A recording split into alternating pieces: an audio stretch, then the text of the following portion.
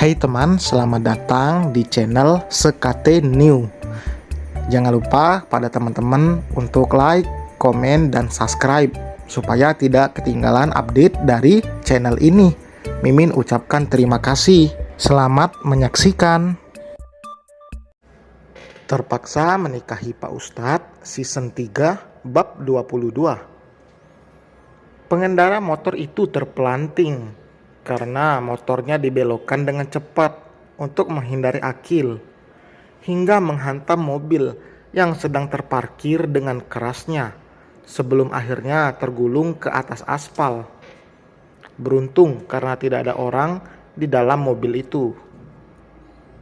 Tubuh lelaki itu kini tergeletak tak berdaya dengan posisi beberapa meter dari motornya yang rusak. Helm yang dikenakannya bahkan terlepas karena ia membiarkan tali pengaman di helmnya tidak dipasang dengan baik. Sedangkan Akil masih berdiri di tengah jalan. Orang-orang langsung mengerumuni pengendara motor itu. Begitupun Hana. Ia membawa Akil. Salahnya karena ceroboh tidak bisa menjaga anaknya dengan baik. "Cepat, panggil ambulans. Kasian banget ya. Ayo cepat." Kepalanya banyak mengeluarkan darah. Semua orang ribut mencoba menolong. Hana dengan tubuh yang masih bergetar berdiri mematung. Matanya membulat sempurna saat melihat pelipis dan wajah lelaki itu sudah berlumuran darah. "Mbak, ini HP-nya." Seorang anak sekolah memberikan ponsel milik Hana yang sempat terjatuh. "Makasih, Dek. Karena jika menunggu ambulans datang, pasti akan lama." Akhirnya lelaki itu dibawa menggunakan taksi online yang dipesan oleh Hana. "Mbak, ini tasnya. Motornya nanti dititipkan di depan restoran itu," ucap seorang bapak sambil memberikan tas milik lelaki itu. Di dalam mobil, Hana menekan luka yang mengeluarkan darah itu dengan sapu tangan miliknya agar keluar. Kepala lelaki itu ada di atas paha Hana sebagai bantalan. Ini keadaan genting. Wajar ia melakukan itu. Apalagi orang-orang di sana hanya bisa membantu membawa ke dalam mobil, tidak bisa mengantar ke rumah sakit. Tidak mungkin Hana meminta Akil melakukan ini. Perasaan Hana sudah tidak karuan. Ia takut lelaki itu kenapa-kenapa. Apalagi penyebabnya karena kecerobohan Hana yang tidak menjaga Akil dengan baik. Sampai di rumah sakit, lelaki itu langsung ditangani. Hana sama sekali tidak bicara dari tadi. Ia bahkan tidak melepaskan genggaman tangannya pada Akil. Ia ragu untuk menghubungi ayahnya karena pasti sekarang masih ada di Bandung. Sedangkan jika ia menelpon ibunya, Hana takut ibunya kaget dan terjadi sesuatu, apalagi Alika sedang hamil. Alhasil, Hana menghubungi sang paman. "Om," dengan suara bergetar, Hana bersuara saat telepon tersambung. "Ada apa, Han? Bisa ke rumah sakit sekarang, Om?" Tanya Hana. "Rumah sakit mana?" Tanpa bertanya apa yang terjadi, Semi langsung menanyakan alamat rumah sakitnya. "Di rumah sakit Healthy Care, Om." "Sekarang Om kesana." Hana menyeka sudut matanya yang berair. Ia sungguh-sungguh ketakutan. Ia hanya bisa berdoa agar orang itu tidak terluka parah. "Pulang," Akil merengek, ingin pulang. "Iya, sebentar, tunggu dulu Om kesini ya." Hana mencoba menenangkan Akil. Ia berharap anak itu tidak membuat masalah saat kondisi seperti ini. Seorang perawat datang menemui Hana, meminta Hana untuk mengisi biodata pasien. Beruntung, di rumah sakit itu penanganan lebih diutamakan daripada yang lainnya. "Saya nggak kenal orangnya siapa," ucap Hana. "Mungkin ada HP-nya. Siapa tahu ada orang tuanya yang bisa dihubungi," ujar perawat itu. "Ini tasnya, siapa tahu ada di dalam." Hana tidak berniat melihat sendiri karena Memang itu milik orang lain. Akhirnya perawat itu yang membukanya. Di dalam tas itu ada buku-buku dan juga ponsel yang sudah retak. Mungkin jadi ikut terjatuh, tapi dimasukkan oleh orang-orang di sana ke dalam tas. Kak, mau pipis, rengek Akil. Sus, tolong cari aja dulu. Saya mau ke toilet. Saya nanti kesini lagi kok. Iya, bagaimanapun Hana tidak bisa mengalahkan atau memarahi Akil. Karena memang ia yang lalai. Akil tidak tahu apa-apa. Ia bersyukur karena Akil baik-baik saja. Tapi merasa bersalah pada pengendara motor yang menghindari Akil agar tidak tertabrak. Ada apa Han? Tanya Semi yang baru saja datang. Mata lelaki itu membulat melihat gamis Hana yang berlumuran darah. Hana langsung berhambur memeluk pamannya sambil menangis terseduh. Tadi Akil hampir ketabrak tapi yang celaka malah orang yang hampir nabrak. Sebenarnya salah aku, karena aku gak bisa jagain Akil. Hana menceritakan semuanya. Semua ini salahnya dan pengendara motor itu tentu tidak bisa disalahkan karena memang Akil yang berlari ke tengah jalan. Semi mengelus punggung Hana mencoba menenangkan keponakannya itu.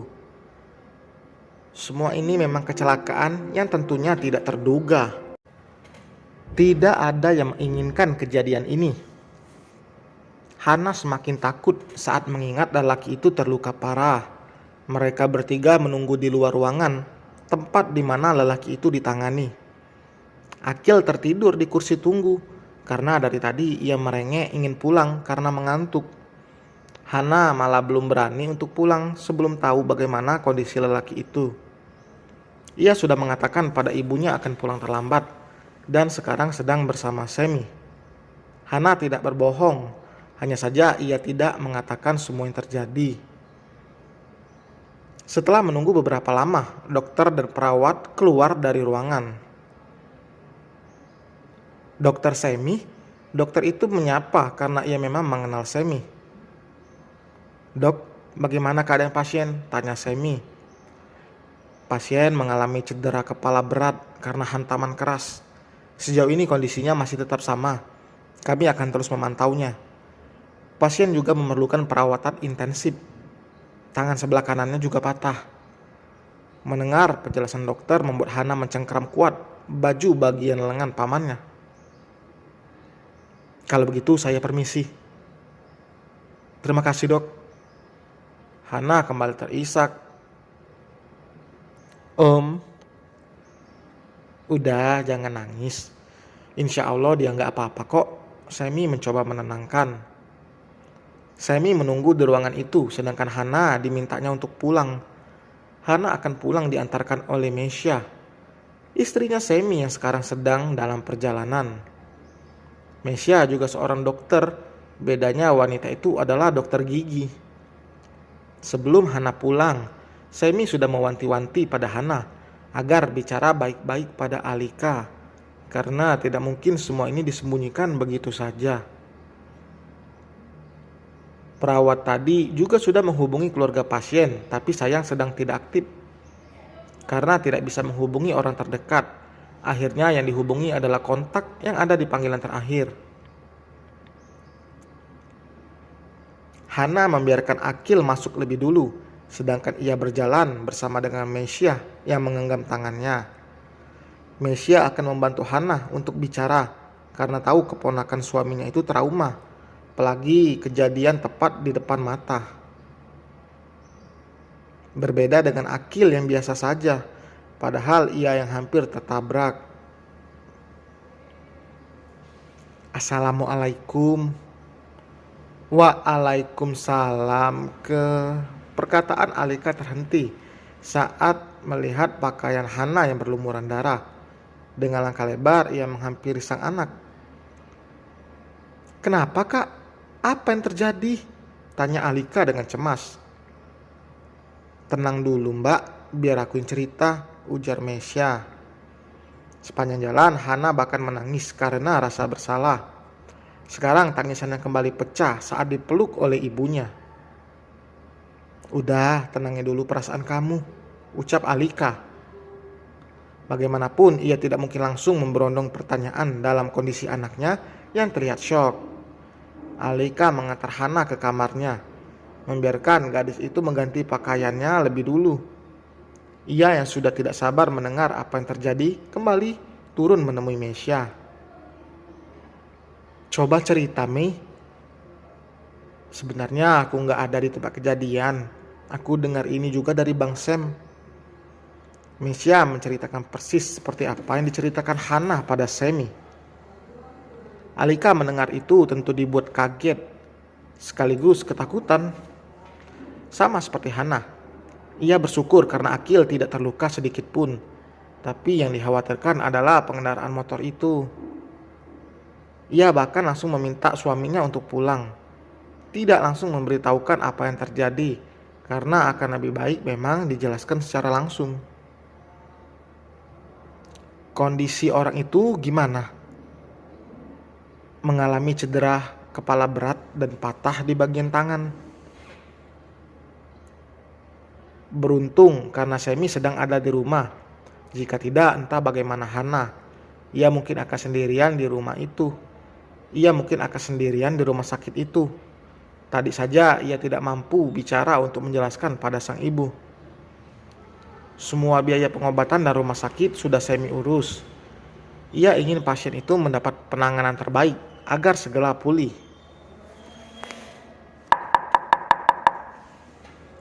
"Masuk." "Dokter, ini teman pasien. Keluarga belum bisa dihubungi," ucap perawat itu. Selang beberapa menit setelah Hana pergi, seorang yang dihubungi oleh pihak rumah sakit datang. "Silakan masuk." Semi mempersilakan lelaki itu untuk masuk. "Kamu teman dia?" tanya Semi memastikan lagi. "Iya dok, saya Derry. Saya tidak sempat ke rumahnya, tapi ibunya tidak ada di rumah," jelas Derry. "Saya izin keluar dulu sebentar." Semi keluar dari ruangan itu saat ponselnya berdering, meninggalkan Derry di sana. "Gue masih gak nyangka lo kecelakaan, Fah. Padahal tadi lo baru telepon gue bilang kalau lo mau ikut kumpul." "Ya, lelaki itu Rafael. Rafael yang sama dengan Rafael yang dengan lantangnya melamar Hana langsung pada Syafiq." Hana tidak mengenali Rafael karena tadi wajah lelaki itu berlumuran darah. Dalam kondisi panik juga wajar jika Hana tidak mengenali lelaki itu. Dan selesai teman, terima kasih telah mendengar. Jangan lupa like, komen, serta subscribe. Oke, biar tidak payah lagi harus cari-cari dulu judulnya. Kalau teman-teman udah subscribe, insya Allah langsung muncul di beranda. Oke, kalau ada yang mudah, kenapa pilih sulit? Sampai berjumpa di bab berikutnya. Bye.